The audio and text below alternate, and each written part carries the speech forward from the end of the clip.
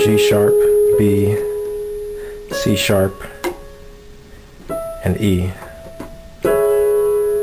Second chord, F, B, and D. Finally, F sharp minor. That's F sharp, A, and C sharp. Shortly after that, play a C sharp. So after you do that, you're going to play G sharp, F sharp, G sharp, and a B. Play the F sharp minor again. And this time play a G sharp minor.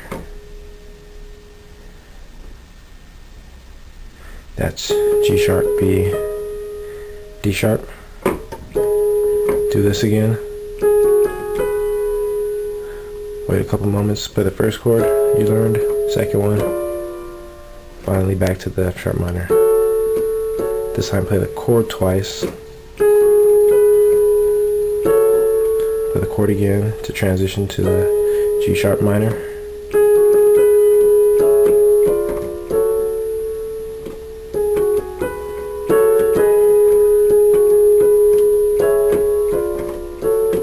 Your left hand is going to be playing octave C sharps.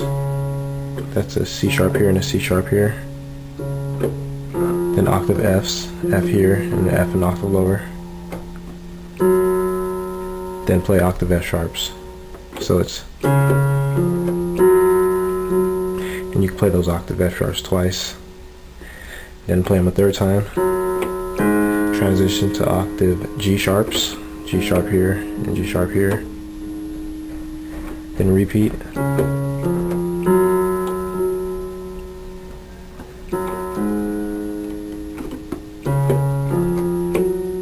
And putting both hands together.